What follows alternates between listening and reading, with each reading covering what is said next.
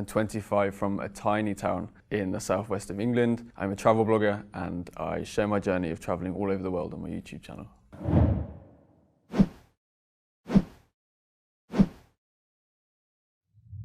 What is the aim of the J? Why are you traveling that much? I hopefully, inshallah, will change the negative perceptions about Muslims all across the world. I post on YouTube and my Instagram all the positive things about the culture, the food, the people, the way of life to hopefully change perceptions back in the UK. Back in the UK and America, perceptions about Muslims are incredibly negative, and hopefully, inshallah, I will change that. In one of your videos, you said that you love Pakistan and Turkey more than other countries. What is the reason for that? Why Pakistan and Turkey? I think I love Pakistan so much because, again, I never heard anything positive about this country. The main things I heard were terrorism and war and violence. And I went there and all of my expectations were beat. Everyone was so kind, so nice. The food was some of the best I've ever had in the whole world. And I felt such genuine love from these people. And the same with Turkey. Those two countries are my favourite because of the people, the food and the culture. I could talk about the mosques. I love the mosques here. I feel incredible here. And I took my Shahada in the Süleymaniye Mosque in Istanbul. MashaAllah. So I think that's why I have such a connection to these two countries, especially Turkey, because Istanbul changed my life. It's where I took my Shahada. It's where I made the best decision of my life. Instead of eating cornflakes in United States or United Kingdom, Yes. you prefer to eat kebab in Turkey. Yes, evet. What was the most interesting thing that you have shocked when you visited those countries, Pakistan, Mexico, Turkey, Egypt? Start with Mexico, right? Sure. Mexico is completely different to any of the other countries I've been to. Muslims are not widely shown in the media or even on the streets. I only managed to visit one mosque when I was in Mexico City. So the thing that was the strangest for me in Mexico was not being able to meet so many Muslims. In Egypt, Pakistan, Turkey, United Arab Emirates, they are everywhere, and I've made some of the best friends here. How did you hear about Islam for the first time? That goes back probably 20 years, when we go back to the story of 9/11. The first time I heard about Islam in a very negative way. And if we're talking more of a positive thing, I learned about Islam probably 3 years ago from traveling, meeting these people, and then I really learned about Islam when I read the Quran last year during lockdown. How did you perceive Islam before you became a Muslim? Did you have any prejudice? Yes, I had very negative perceptions about Muslims. Especially, there was many attacks in the UK from extremists. And the media has a very good way of making that stereotype to 2 billion people when it's just a handful of bad people making those choices. I would cross the street if I saw a woman wearing a hijab in London. That's how bad my mind was affected by the media in the UK, because I didn't give myself the opportunity to really learn what Islam was about. And thankfully, over the past 3 years, I've really learned and discovered exactly what Islam is, and that's the religion of peace. What was the thing that made you interested in Islam? Originally, it was meeting the people when I travelled. I rarely travelled to Muslim majority countries, and I went to Istanbul, thankfully 4 years ago. And then I decided to actually go to Iraq in September 2019, and that completely changed my perceptions and made me want to research more about the positivity of Islam. I went to Iraq for the first time when I was 22, 23. So you met some good people who were Muslims? Yes. So you were interested in Islam? So I was interested, and then I gave myself the time to really research and discover the true Islam away from the media in the UK. How did you feel when you first took the Shahada? The most immense sense of happiness and peace. And I don't think I've come to a point where I've been so happy and so alive. It was the best feeling in the world. So before I entered the mosque, I was an atheist. My life didn't have much meaning. I didn't believe there was a creator. I thought after death, that was it. And once I entered the mosque and I took the Shahada and I took those words and I said those words, I was so happy, and I felt like my life went from black and white to colour. It was the best feeling in the world. What was the reaction of the people around you? So happy. They were clapping, they were smiling. People inside the mosque were watching and they heard and they were clapping and it was so happy for me.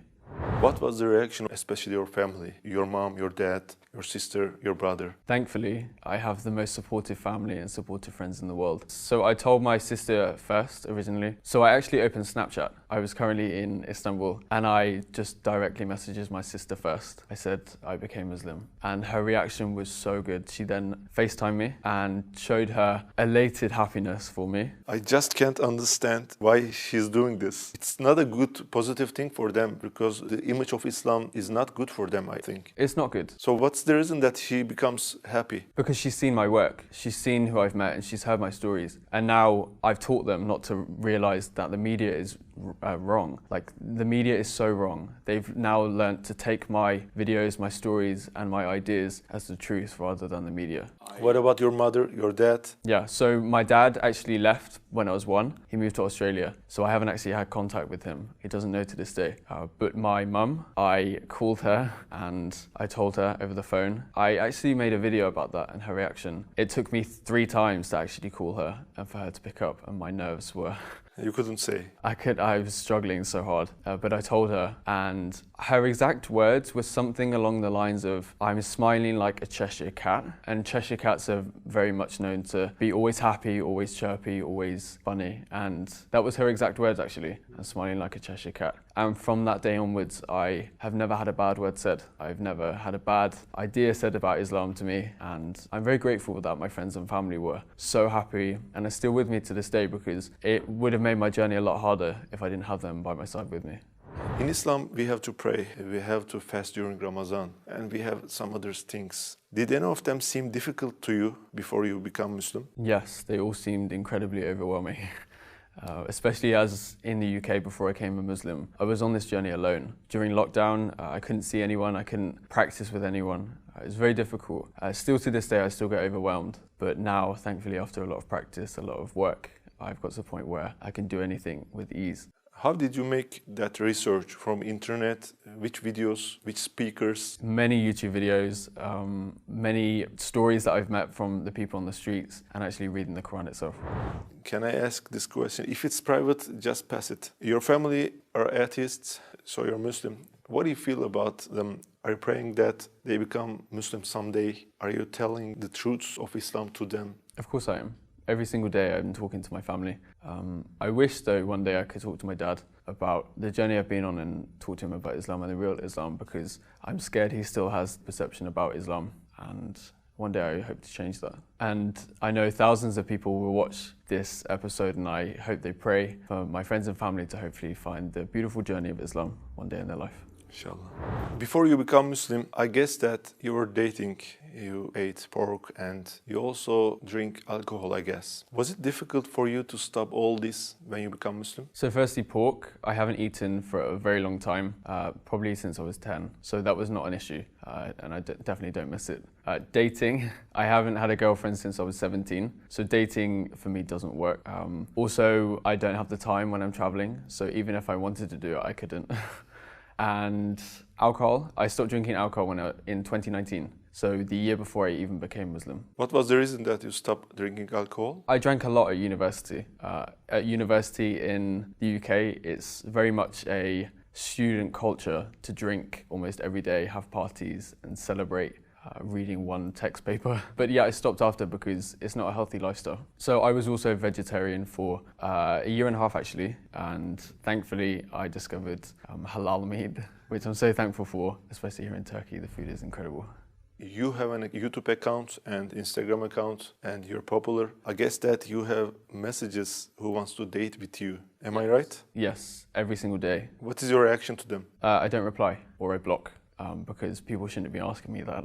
And I also get messages from women and girls' mums, emails and Instagram messages and comments on YouTube asking me to marry their daughter, and I definitely do not reply to them. And also, I don't plan to get married in the near future, especially in the next 2 or 3 years. There's so much of this beautiful Muslim world that I have to discover and more incredible people I have to meet. So until I'm maybe 29 or 30, I do not plan on getting married. There's so much I need to discover, learn and explore. Why didn't you stay as an atheist and need to do some research about Islam? Sure. I'm a very inquisitive person. I think that's why I travel and that's why I want to learn. I had time and I studied international journalism for my master's degree, and I learned about the media and how they were completely wrong about Islam, and of course I took my inquisitiveness. So I've always been a very inquisitive person, someone always eager to learn about cultures, people, language all around the world. And during the coronavirus pandemic, I had a lot of time and I decided to put that time to good use and discover what makes the people I meet so kind, so loving and so peaceful. And that all came back to Islam. And that's when I decided to read the Quran, watch YouTube videos, learn more about Prophet Muhammad, peace be upon him, and everyone else. And it's been amazing. Who is Muhammad alayhi salatu wasalam for you? He's incredible, and I don't think I could find a better word for him. And I think everybody on this planet can learn a lot from him, and they could definitely put his life story into their own life and be a lot more loving, a lot more giving, and a lot more accepting. If there was a chance to speak to all non-Muslims in the world, especially for the ones who have prejudice to Islam, what would you like to say if you had a 1 minute? Learn from your own personal experiences, not the media. Travel the world, travel to Muslim majority countries, and give yourself the opportunity and the time to speak to Muslims and learn about their journey, their stories and their life, because I promise it will never be what the media says. And also when you travel around the world and if you see any kind of negativity, just know that Islam is perfect and Muslims are not. We are very nice to meet you, brother. Thank you so much. Your journey, your story is very interesting. Inshallah, your aim is great. Inshallah, you will be succeeded, brother. Inshallah, I can keep doing this until the whole world finally has a positive view of Islam.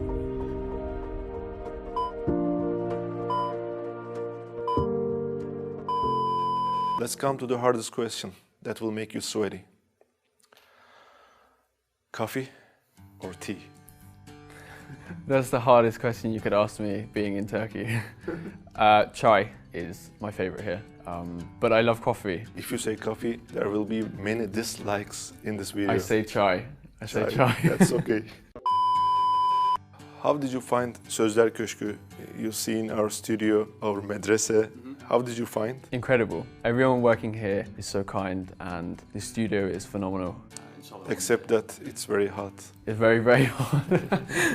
Too hot. Teşekkürler.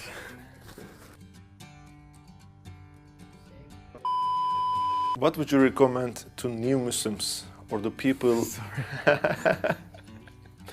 Did I make an English pronunciation wrong and you're laughing No, at that? you keep laughing. This is a real serious problem, brother. You will understand me when you got married. Yeah.